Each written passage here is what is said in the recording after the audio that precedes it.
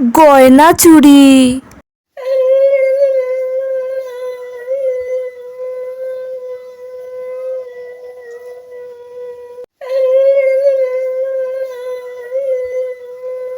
তোমরা দুজন আজ থেকে এই বাড়ির লক্ষ্মী হয়ে থাকবে। আচ্ছা মা, আমি যতটুকু পারবো চেষ্টা করব। আমি এসব লক্ষ্মী টক্কি হতে পারবো না। আমি মানুষ, আমি লক্ষ্মী হব কি করে? আমি লক্ষ্মী হলে তো ভগবান রাগ করবে। আরে বাবা, তোমাকে লক্ষ্মী হতে বলেছে মানে ভগবান লক্ষ্মীর মতো না। মা বলেছে দুজন মিলে কাজকর্ম করবে, ঝগড়াঝাটি করবে না। এসব কাজ আমি করতে পারবো না। ও চুপ! আসো বৌমা, ঘরে আসো, ঘরে আসো।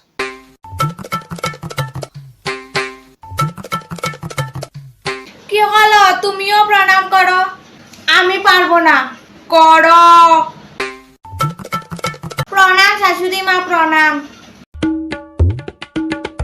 ঠিক আছে বৌমা, ঠিক আছে। অনুষ্ঠানের পরের দিন।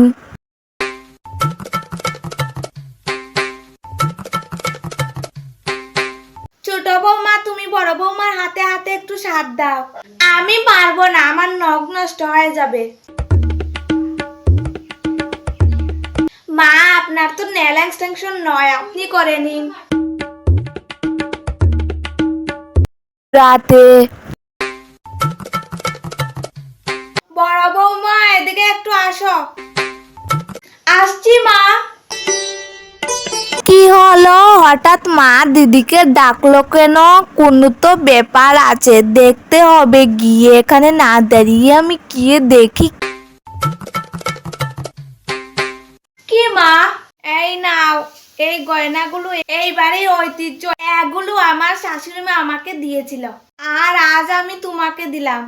অরে মনা, এগুলো তুমি যতই পাও, এগুলো শুধু হবে আমার, শুধুই আমার, এগুলো তোমার নয়।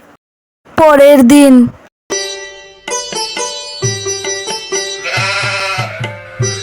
কি হয়েছে বৌমা, কাঁদছো কেন? মা, আপনি যে এত গয়না দিয়েছিলেন সেগুলো আমি খুঁজে পাচ্ছি না। ছোট, তুই দেখেছিস? হ্যাঁ? আমি? না, আমি কোনো গয়না দেখিনি। কি হলো ব্যাপারটা? ঘরের ভিতর থেকে গয়না চুরি? অসম্ভব ব্যাপার।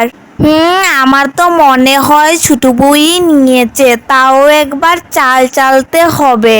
জানো বড় বৌমা, আমার একজন চিনাশোনা লোক আছে, আর উনি না খুব ভালো তন্ত্রমন্ত্র জানেন।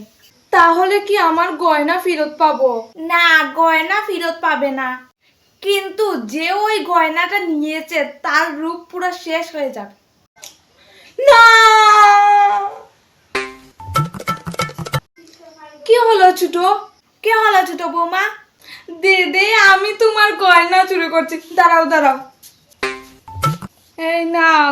মা, আমার জন্য কিচ্ছু না হয়, আমার শরীরের জন্য কিচ্ছু না হয়, প্লিজ মা, প্লিজ প্লিজ। ঠিক জানতাম এটা ছোট বৌমারই কাজ, এখন ধরা পড়লো।